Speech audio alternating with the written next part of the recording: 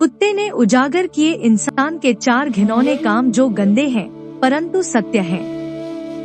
हर हर महादेव, हर हर महादेव, ओम नमः शिवाय। नमस्कार दोस्तों, बलवीर कोट्स चैनल में आपका स्वागत है। प्रिय दोस्तों, आज हम आपको एक ऐसी कथा सुनाने जा रहे हैं जिसे सुनने मात्र से आपके जीवन में सुख, संपत्ति और धन की वर्षा होगी। यदि आपको ऐसी कथाएं और आध्यात्मिक जानकारियां पसंद हैं और आप सनातन धर्म के बारे में जानना पसंद करते हैं, तो कृपया बलवीर कोट्स चैनल को सब्सक्राइब करें।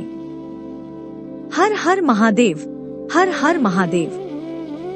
दोस्तों, आज की कहानी बहुत ही खास है। अक्सर जब मनुष्य किसी को अपमानित करना चाहता है तो वह कुत्ते का नाम लेकर गाली देता है। मेरा आपसे एक प्रश्न है, क्या मनुष्य ने कुत्ते को कभी उतना ही खिलाया पिलाया होगा जितना कि वह उनके नाम पर दूसरों को अपमानित करता है?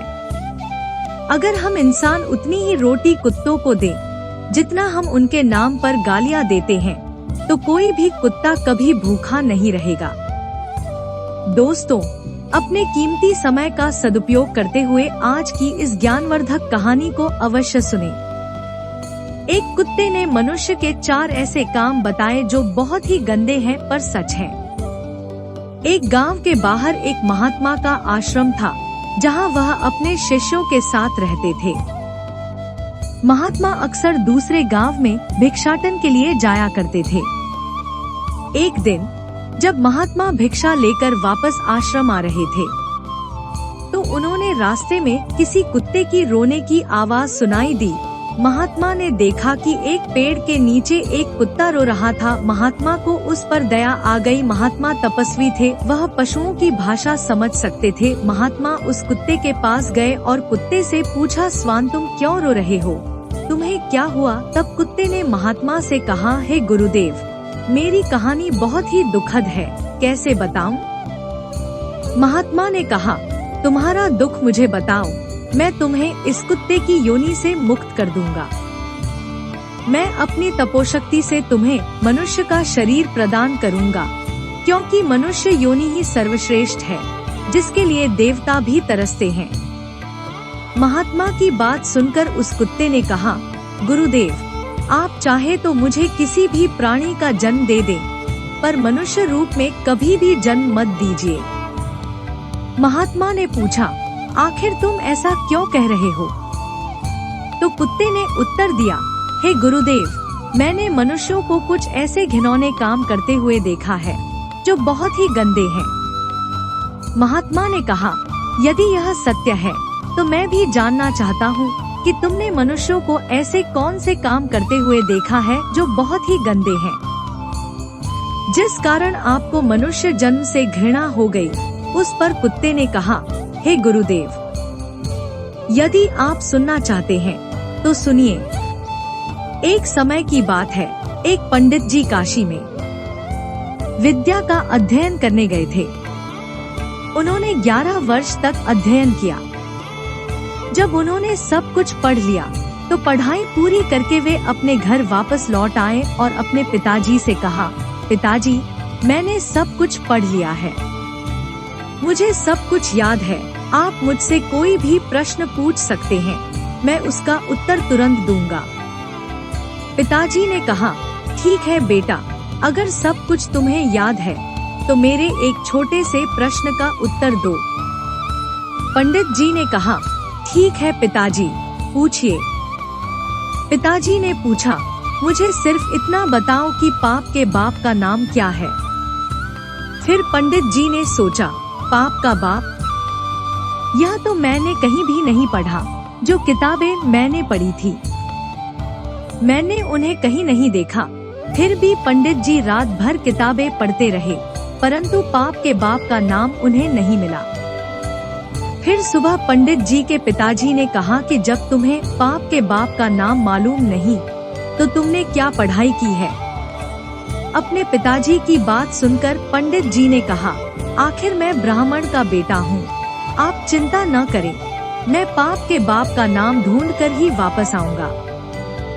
चाहे मुझे 11 वर्ष और क्यों न बीत जाएं। अपने पिताजी से यह कहकर पंडित जी पुनः काशी के लिए रवाना हो गए। जब पंडित जी घर से काशी के लिए निकले और काफी दूर तक चले गए तो रास्ते में उन्हें बहुत तेज प्यास लगी। उन्होंने पास में एक घर देखा और वहां जाकर कहा, मुझे बहुत जोर से प्यास लगी है, अगर कोई हो तो कृपया मुझे पानी पिला दे। इस पर उस घर से एक स्त्री बाहर आई तो उसने देखा कि एक पंडित जी बाहर खड़े हैं और पानी मांग रहे हैं, तो वह महिला अंदर गई और एक गिलास पानी भरकर पंडित जी को पानी पिलाया। पंडित जी ने पानी पिया और पानी पीने के बाद उस महिला से पूछा कि यह घर किसका है। वह महिला बोली, पंडित जी, आपको यह सवाल पानी पीने से पहले ही पूछना चाहिए था कि यह घर किसका है। अब आप पानी पी चुके हैं और गे हे ईश्वर, मेरे द्वारा पाप हो गया है। मैंने एक वैश्या के, अब आप पूछ रहे हैं कि यह घर किसका है, तो सुन लो पंडित जी, यह घर वैश्या का है और मैं एक वैश्या हूँ। पंडित जी ने जैसे ही वैश्या का नाम सुना तो उन्होंने एकदम से अपने कान पकड़ लिए और कहने लगे, घर का पानी पी लिया है, अरे पाप का बाप तो मिला नहीं, लेकिन पाप और हो गया। वैश्या कहने लगी, पंडित जी आप आगे कहाँ जा रहे हैं। फिर पंडित जी ने वैश्या को सारी बात बताई और कहा कि मैं पाप के बाप का नाम ढूंढने जा रहा हूँ। मैंने 11 वर्ष काशी में पढ़ाई की पर मुझे कभी पाप के बाप का नाम नहीं मिला, इसलिए मैं फिर से काशी में पढ़ने जा रहा हूँ। पंडित जी की बात सुनकर वैश्या ने सोचा, 11 वर्ष काशी में पढ़ाई करने के बाद भी इन्हें नहीं पता कि पाप के बाप का नाम क्या है और वे फिर से काशी में पढ़ने जा रहे हैं। जब ये मेरे पास आए हैं तो क्यों न मैं ही इन्हें बता दूं कि पाप के बाप का नाम क्या है। ऐसा सोचकर वैश्या ने पंडित जी से कहा, पंडित जी, अगर आपको पाप के बाप का नाम जानना है तो आपको काशी जाने की जरूरत नहीं है। पाप के बाप का नाम तो आपको मैं ही बता सकती हूँ। तब पंडित जी ने कहा, यदि तुम मुझे वह नाम बता दो तो मुझे इतनी दूर क्यों जाना पड़ेगा। वैश्या ने उत्तर दिया, ठीक है पंडित जी, मैं आपको पाप के बाप का नाम बता सकती हूँ, परंतु आप बहुत थक गए हैं और इतनी दूर से आए हैं, इसलिए पहले आप विश्राम कीजिए, तब तक मैं आपके लिए भोजन तैयार कर देती हूँ। भोजन करने के बाद मैं आपको पाप के बाप का नाम बता दूंगी। जब वैश्या ने कहा कि पहले भोजन कर लीजिए पंडित जी, उसके बाद मैं आपको पाप के बाप का नाम बताऊंगी, तो पंडित जी कहने लगे कि मैं तेरे घर पर भोजन कैसे कर सकता हूँ। मैं भोजन बिल्कुल नहीं करूँगा, मैंने पानी पी लिया है और उसके लिए भी प्रायश्चित कर रहा हूँ। पंडित जी की बात सुनकर वैश्या ने कहा, कोई बात नहीं, मैं आपको दाल, आटा, घी, शक्कर दे देती हूँ, आप खुद बनाकर भोजन कर लीजिए। पंडित जी कहने लगे कि तुम एक वैश्या हो, मुझे तुम्हारे घर का तो सीधा भोजन भी नहीं लेना है। पंडित जी की बात सुनकर वैश्या कहने लगी, अगर पंडित जी आप मेरे हाथों से सीधा ले लेंगे तो मैं आपको 5 सोने की मोहरें दूंगी।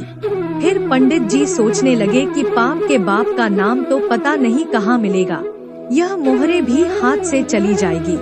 यदि यह मुझे सीधा खाने की सामग्री दे रही है तो कोई बात नहीं है, यहाँ पर कौन देख रहा है, मैं इससे सीधा ले लेता हूँ और अपने हाथों से भोजन बनाकर खा लूँगा। पंडित जी को इतनी देर तो सीधा भोजन लेने में तकलीफ हो रही थी, मगर 5 सोने के मोहरे के लोभ में आकर पंडित जी की सारी तकलीफ खत्म हो गई और उन्होंने वेश्या के हाथ से सीधा खाने की सामग्री ले ली। पंडित जी आटा, घी, शक्कर लेने के बाद वह अपने हाथों से भोजन बनाने लगे। जिस समय पंडित जी भोजन बना रहे थे तो वैश्या पुनः आती है और पंडित जी से कहती है, पंडित जी आपने मेरे घर का पानी पिया है, मेरे हाथों से खाने का सामान भी सीधा भी लिया है, तो अब मैं आपके लिए क्या भोजन बना सकती हूँ। पंडित जी कहने लगे, तू एक वेश्या है, ज्यादा मत बोल, तेरे घर का सीधा सामान ले लिया यही बहुत है। तेरे हाथ का बना भोजन मैं कभी नहीं कर सकता। फिर वेश्या कहने लगी, पंडित जी चिंता मत करो, यदि आप मेरे हाथ का बना भोजन खा लोगे तो मैं आपको उसके बदले में 5 सोने की मोहरें और दूंगी। पंडित जी सोचने लगे कि यदि मुझे खाना खाने के बदले में 5 सोने की मोहरें और मिल जाएंगी तो मेरे पास 10 सोने की मोहरें हो जाएंगी। पंडित जी ने कहा कि कोई बात नहीं है, मैं यहाँ खाना खा लूँगा, मुझे कौन देख रहा है।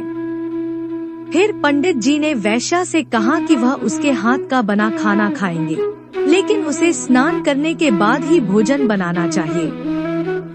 वेश्या ने कहा, ठीक है पंडित जी, मैं स्नान करने के बाद ही भोजन बनाऊंगी। फिर 5 सोने की मोहरें देने के बाद वेश्या ने पंडित जी के लिए भोजन बनाया। फिर पंडित जी ने कहा, बस अब चली जाओ, मैं अपने आप भोजन कर लूँगा। तभी वेश्या कहने लगी, पंडित जी मैंने आपके लिए भोजन बनाया है, इसलिए कृपया मेरे हाथों से भोजन कर लीजिए। पंडित जी ने कहा, अंगुली पकड़कर हाथ मत पकड़ो, मैं तेरे हाथों से भोजन नहीं कर सकता, तू एक वेश्या है। तभी वेश्या कहने लगी, पंडित जी यदि आप भोजन मेरे हाथों से खा लेंगे तो मैं आपको 10 सोने की मोहरी और दूंगी। पंडित जी सोचने लगे, अगर यह मुझे 10 सोने की मोहरें और दे देगी तो मेरे पास 20 सोने की मोहरें हो जाएगी। फिर पंडित जी वेश्या से कहने लगे, ठीक है, यदि तुम अपने हाथों से मुझे भोजन कराना चाहती हो तो अपने हाथों से मुझे भोजन खिला सकती हो। पंडित जी की बात सुनकर वेश्या ने पंडित जी को भोजन की थाली परोसी। सामने पंडित जी, इधर वेश्या और बीच में थाली। वेश्या ने निवाला लिया और अपना हाथ पंडित जी के मुंह की ओर बढ़ाया। वहीं पंडित जी ने भी वेश्या के हाथ से निवाला लेने के लिए अपना मुंह खोला। जैसे ही पंडित जी निवाला लेने वाले थे तभी वेश्या ने पंडित जी के गाल पर एक जोरदार थप्पड़ मारा। फिर पंडित जी बहुत गुस्सा हो गए और खड़े हो गए और कहने लगे, तेरी इतनी हिम्मत, तू एक वेश्या होकर पंडित को थप्पड़ मारती है। तभी वेश्या कहने लगी, पंडित जी मैंने कोई अपराध नहीं किया है, अपराध तो आपने किया है। वेश्या ने पूछा, आप मेरे घर का पानी पीते हैं? पंडित जी ने कहा, नहीं। वेश्या ने कहा, आप मेरे घर का सीधा खाने का सामान लेते हैं, आप मेरे हाथ से बनाया भोजन करते हैं और आप मेरे हाथों से भोजन भी करते हैं। जब आप एक वेश्या के यहाँ पर कोई काम नहीं कर सकते तो फिर आप यह सब करने के लिए तैयार क्यों हुए? पंडित जी कहने लगे, तेरे प्रेम के कारण। तो वेश्या कहने लगी, प्रेम के कारण नहीं, यूँ कहिए लोभ के कारण आपको 20 सोने की मोहरें दिखाई दे रही थी, इसलिए आप मेरे घर का खाना खाने को तैयार हुए, मेरे हाथों से खाने को भी तैयार हुए। वेश्या की बात सुनकर पंडित जी की आंखें खुल गई और वेश्या के चरणों में गिरकर पंडित जी कहने लगे, आप कोई वेश्या नहीं है, आप मेरे गुरु हैं। क्योंकि 11 वर्षों तक काशी में पढ़ाई करने के बाद भी मैं यह नहीं जान पाया था कि पाप का बाप कौन होता है, और आपने मुझे 1 मिनट में समझा दिया कि पाप का बाप कौन है। अब मैं समझ गया हूँ कि पाप का बाप लोभ होता है और मनुष्य को कभी भी लोभ नहीं करना चाहिए। वेश्या ने कहा, पंडित जी लोभ के कारण इंसान कितना नीचे गिर सकता है। सब कुछ आपने सही समझा। इसके बाद पंडित जी ने उस महिला को धन्यवाद दिया और वहाँ से अपने घर को चले गए। तब कुत्ते ने कहा, गुरुदेव इसीलिए मुझे मनुष्यों से नफरत है। मनुष्य लोभ में आकर बहुत ही नीच काम कर सकता है। हे गुरुदेव, अब मैं आपको बताऊंगा कि मनुष्य भरोसे के लायक नहीं होता, वह अपने स्वार्थ के लिए अपनों का भी खून कर सकता है। फिर गुरुदेव ने पूछा, वह कैसे? तो कुत्ते ने कहा, हे गुरुदेव मैं बताता हूँ।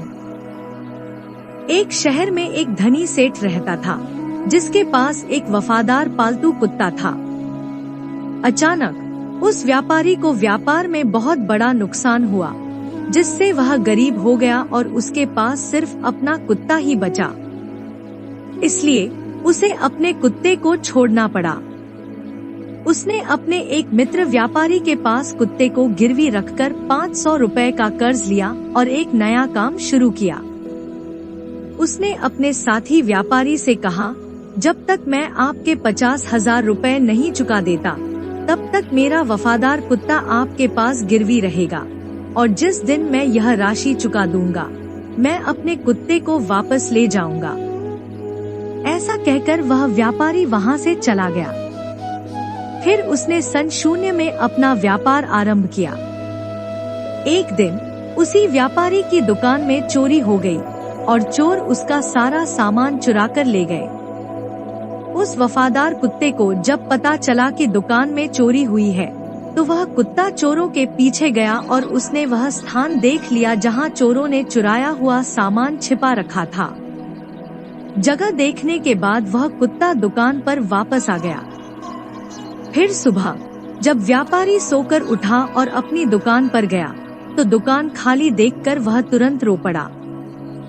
उसके घरवाले भी उसे देखकर रोने लगे, क्योंकि दुकान का सारा सामान चोरी हो चुका था। लेकिन वह कुत्ता बार बार मालिक के पजामे को खींचते हुए घर के दरवाजे की ओर भागता रहा, मानो वह अपने मालिक को घर से बाहर ले जाना चाहता हो। फिर मालिक के एक दोस्त ने सलाह दी कि शायद यह कुत्ता चोरी हुई चीज के बारे में कुछ जानता है, इसीलिए वह आपको बार बार पकड़कर खींच रहा है। इस विचार के साथ कि हमें उस कुत्ते का अनुसरण करना चाहिए, व्यापारी उसके पीछे चल दिया। वह कुत्ता व्यापारी को उसी जगह ले गया जहां चोरों ने उसका माल छिपा दिया था। उस स्थान पर पहुंचने के बाद कुत्ते ने जमीन खोदना और भौंकना शुरू कर दिया। वह यह दर्शाने की कोशिश कर रहा था कि कुछ सामान यहाँ छिपा हुआ है।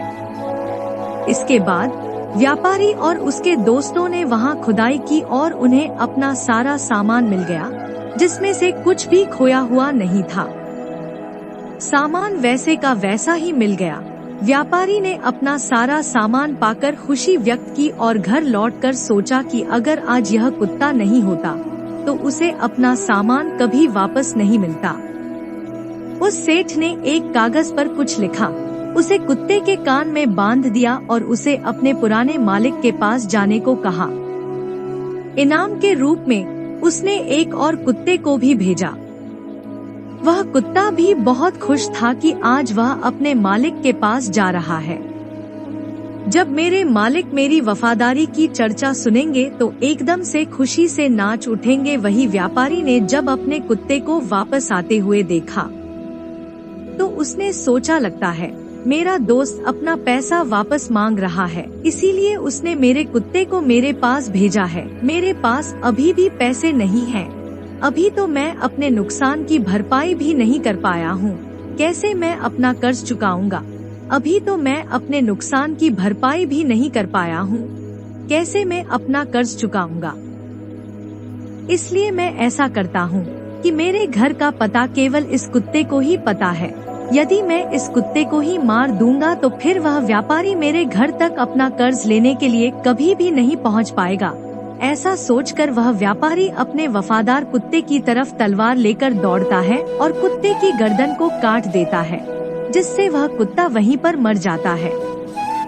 कुत्ते के मर जाने के बाद कुत्ते के कान से एक कागज नीचे गिरता है। उस कागज को हाथ में लिया और उस कागज को पढ़ा तो उस व्यापारी को बहुत बड़ा दुख होता है। दूसरे व्यापारी ने उस कागज में लिखा था कि उसका कुत्ता बहुत वफादार है और कुत्ते की वफादारी की वजह से जो 50,000 का कर्ज तुमने लिया था, मैं उसको माफ करता हूँ, क्योंकि तुम्हारे कुत्ते की वफादारी की वजह से ही मेरी दुकान का चोरी हुआ सारा सामान मुझे वापस मिल गया।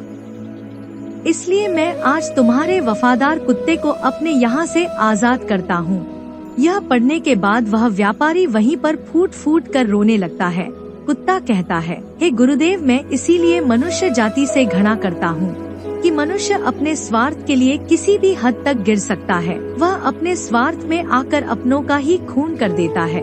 कुत्ता फिर आगे कहता है, हे गुरुदेव, मैंने जो भी घटनाएं और देखी है, मैं उनको संक्षेप में आपको बताता हूँ। हे गुरुदेव, मनुष्य विश्वासघाती होता है, लालची होता है, स्वार्थी होता है, चरित्रहीन होता है, जो अपनी स्त्री होते हुए भी पराई स्त्री के चक्कर में फंसा रहता है, अतिथि का आदर करने वाला होता है, स्त्रियों का अपमान करने वाला होता है, निर्दोष को दोष लगाने वाला होता है। अतः मैं कह सकता हूँ कि मनुष्य वह सारे नीच कर्म करता है जो नर्क के द्वार खोलते हैं। फिर महात्मा कहते हैं, हे स्वान, तुम ठीक कहते हो, परंतु सभी मनुष्य एक जैसे नहीं होते हैं। अब मैं तुम्हें एक छोटी सी कहानी सुनाता हूँ। महात्मा कहते हैं, बहुत समय पहले की बात है, किसी राज्य में एक ऐसे राजा का राज्य था जिनकी वीरता और बुद्धिमान की कहानियों दूर दूर तक फैली हुई थी। उस राजा का नाम राजा विक्रमादित्य था। उनकी प्रजा उनसे अत्यंत प्रेम करती थी। राजा विक्रमादित्य न केवल दयालु और न प्रिय थे, बल्कि साहसी और बुद्धिमान भी थे। और इसी प्रजा के प्रेम के कारण राज्य में चारों तरफ खुशहाली और समृद्धि थी। वह दानी राजा था जो अपने राज्य के गरीब लोगों को सोना दान करता था। वह राजा सुबह जल्दी उठकर उसके महल के दरवाजे के पास पहुँचे गरीबों को सोना बांटता था ताकि वह उनकी जरूरतों को पूरा कर सके। वहीं उसी नगर में एक गरीब आदमी रहता था। उसको पता था कि राजा रोज सुबह गरीबों को सोना दान करता है, इसीलिए एक रात वह गरीब आदमी राजा के महल के पास आया और दीवार से चिपक कर छुप गया। उस आदमी ने सोचा कि वह रात भर महल के दरवाजे के पास रहेगा और फिर सुबह राजा से सोना पाने के लिए लाइन में सबसे आगे लग जाएगा, क्योंकि उस आदमी ने सोचा अगर वह सबसे पहले जाएगा तो राजा उसको सबसे ज्यादा सोना देगा और फिर उसकी गरीबी मिट जाएगी। लेकिन जब राजा के महल के एक सैनिक ने उस आदमी को रात्रि को महल के दरवाजे के पास में छुपा हुआ देखा तो सैनिक ने सोचा कि यह कोई चोर है जो राजा के महल में रात को चोरी करने के लिए आया है। ऐसा सोचकर उस चौकीदार ने उस किसान को पकड़ लिया और उसे महल के नीचे कैद खाने में बंद कर दिया। फिर अगली सुबह उस सैनिक ने पिछली रात का किस्सा राजा को सुनाया। यह सुनकर राजा ने कैद खाने में बंद आदमी से बात करने के बारे में सोचा।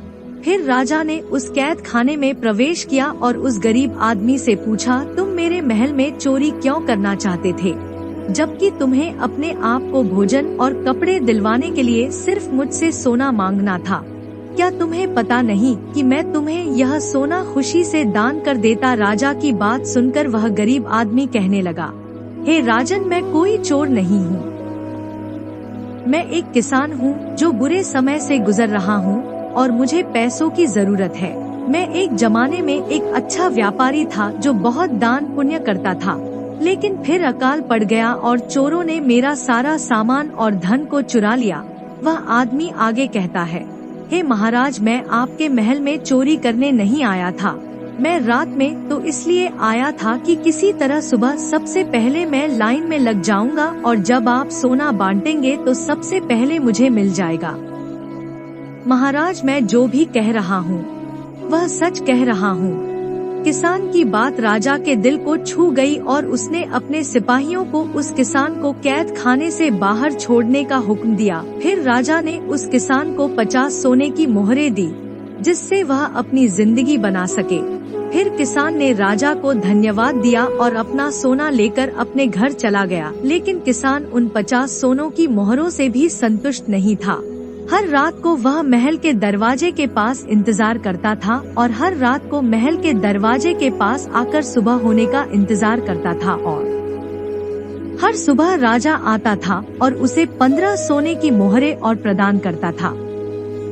इस प्रकार 15 सोने की मोहरें वह कई दिनों तक प्राप्त करता रहा। आखिरकार एक दिन राजा ने उस किसान से पूछ ही लिया कि जब मैंने तुम्हें इतना सारा सोना दिया है तो तुम रोजाना मेरे महल में क्यों आते हो, क्योंकि मैं जानता हूँ कि मैं तुम्हें इतना सोना दे चुका हूँ कि अब तुम गरीब या भूखे नहीं हो। फिर किसान कहता है, महाराज, मैं आपके जैसा महान बनना चाहता हूँ। राजा कहने लगा, यदि तुम मेरे जैसा बन जाओगे तो क्या तुम इस राज्य के गरीबों की मदद करोगे? किसान ने कहा, हे राजन, यदि मैं आप जैसा बन जाऊंगा तो मैं इस राज्य की गरीबी को मिटा दूंगा। उस किसान की बातों से प्रभावित होकर राजा ने अपना आधा राज्य उस किसान को दे दिया और उसे आधा धन भी दे दिया। फिर राजा ने कहा, लेकिन तुम्हें वादा करना होगा कि तुम हमेशा उन लोगों की मदद करोगे जिन्हें तुम्हारी मदद की जरूरत होगी। फिर किसान ने राजा की बात मान ली और राजा ने अपना आधा राज्य और आधा धन उस किसान को दे दिया। इस प्रकार कई साल गुजर गए और वह किसान बहुत धनवान हो गया। उसने राजा के द्वारा प्राप्त धन से बहुत सारा धन एकत्रित कर लिया और फिर उस राजा से भी ज्यादा उस राज्य के गरीबों में वह धन को बांटने लगा। फिर राजा किसान के बारे में यह सुनकर बहुत खुश हुआ कि वह गरीबों की मदद करता है। उसे पता था कि दूसरों को देने में ही दुनिया का सबसे बड़ा सुख है और किसान ने भी यह सबक अच्छी तरह से सीख लिया था कि वह भी अपना धन और अपनी खुशियाँ दूसरों के साथ बांटे। फिर किसान और राजा ने दोनों ने मिलकर अपने राज्य से पूरी तरह गरीबी का अंत कर दिया और प्रजा सुख पूर्वक जीवन जीने लगे। फिर महात्मा कहते हैं, हे स्वान, इस कहानी से साफ हो जाता है कि संसार में सारे मनुष्य एक जैसे नहीं होते हैं। जो जैसा कर्म करता है उसे वैसा ही फल प्राप्त होता है। फिर कुत्ता बोला, ठीक है गुरुदेव, आप मुझे जो भी रूप देंगे वह मुझे स्वीकार होगा। फिर महात्मा ने उस कुत्ते को मनुष्य दे दिया। फिर वह स्वान मनुष्य का जन्म पाकर जीवन व्यतीत करने लगा। सुख और दुख तो एक पहिए जैसा होता है जो आता रहता है। फिर उसने धर्म के मार्ग पर चलकर मोक्ष की प्राप्ति की। आशा है आपको यह वीडियो पसंद आई होगी। यदि वीडियो आपको पसंद आई हो तो कृपया इसे लाइक करें और इसे अपने परिवार और मित्रों के साथ अधिक से अधिक शेयर करें। यदि आप पहली बार चैनल बलवीर कोट्स पर आए हैं तो कृपया इसे सब्सक्राइब करें और घंटी के बटन को दबाएं, जिससे इस तरह की सभी वीडियो के नोटिफिकेशन आपको सबसे पहले मिले। महादेव जी का पूर्ण आशीर्वाद पाने के लिए कमेंट में हर हर महादेव लिखें। ओम नमः शिवाय। नमस्कार दोस्तों।